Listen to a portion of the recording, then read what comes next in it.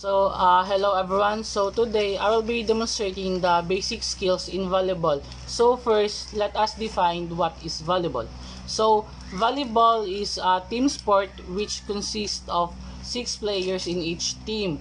So that is separated by a net. So each team will tries to score points by grounding the ball on other team's net or team's ground court under the organized rule. So before we proceed to the basic skills in volleyball, let us first do some warm up exercise. So the first warm up will be the shoulder. So lani na siya.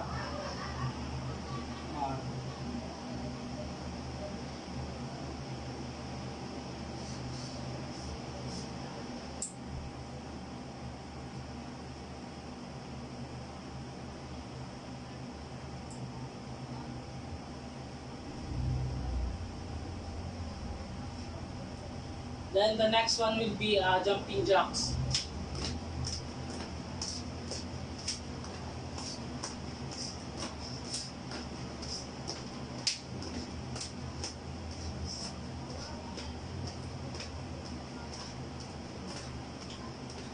Then the next one will be quadriceps, like this.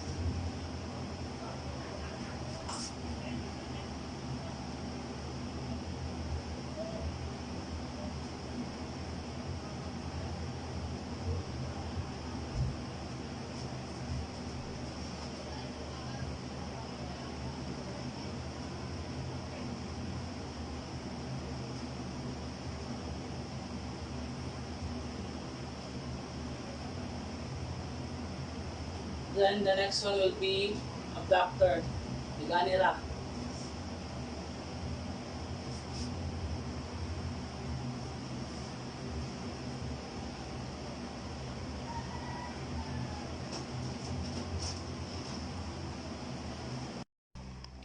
The next basic volleyball skills is the setting. The setter has the most important position on the team and is often the team leader for this reason. It's their job to make it easy for the teammate to get the ball over the volleyball net. Preferably with a spike that the other team can't return the ball. The setting motion gets the ball hanging in the air, ready to spike by another teammate with force. So I will show you some demonstration on how this setting can be done.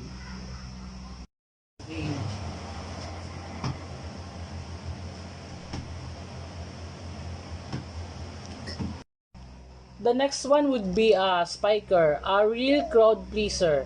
Spiking is the act of slamming the ball in the downward motion across the volleyball net to the other team's side of the court. When done well, spiking is very difficult to return, which is why it's essential skill. A proper spike will help accumulate the points quickly. Then I will show you some example or demonstration about the spiking.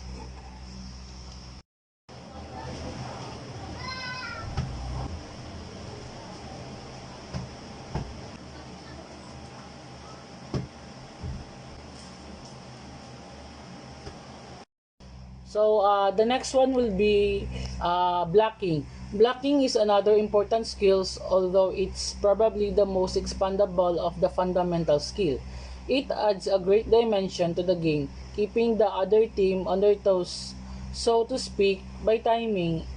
It is right, you can jump up and deflect or block the opponent's attack before it even crosses the volleyball net, which can take them by surprise and give your team an easy points. So this is the example of blocking.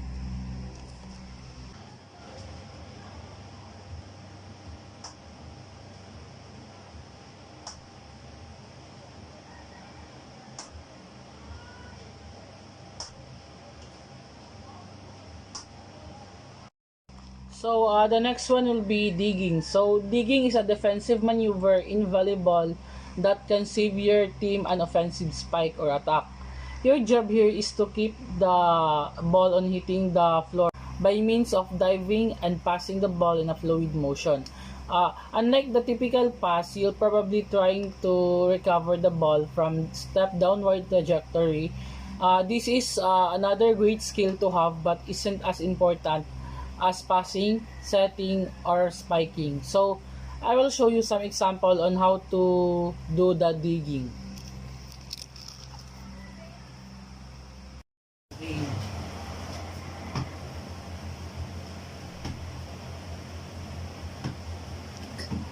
So, and the last one will be serving. So, our final basic volleyball skill is serving. How can you be a great volleyball player without knowing how to serve? There are variety of ways of serve, but you'll most often see the underhand or overhand serve. So, the underhand serve is if you're right-handed, hold the ball in your left hand while the right hand makes a fist with a thumb on the top. Make the contact with the other side of the ball to send it over the net. Then the overhand serve is which is advanced and common among skilled players.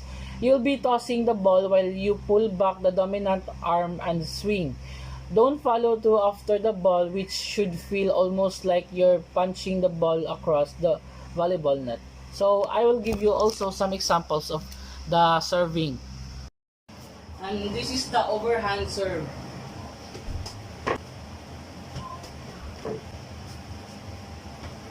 Okay, so the first serve is the underhand serve. So this is how to demonstrate the underhand serve.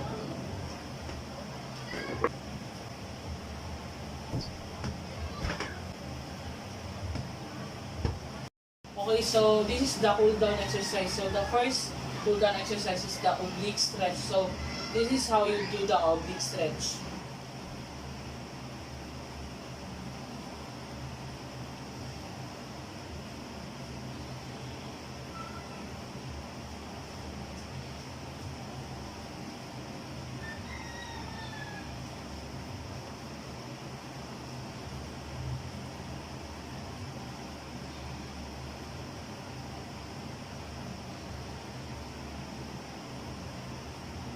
Then the next one will be arm stretch, like this.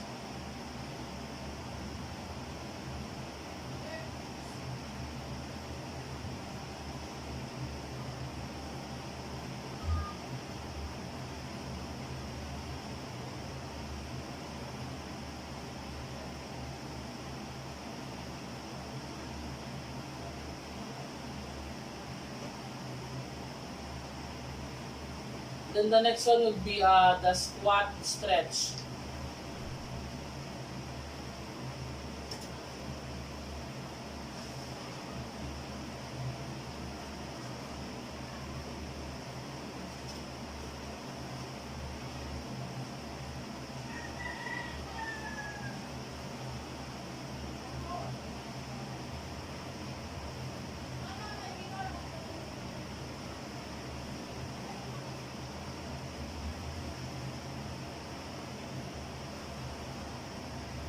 Then the next one is the neck stretch. So, this.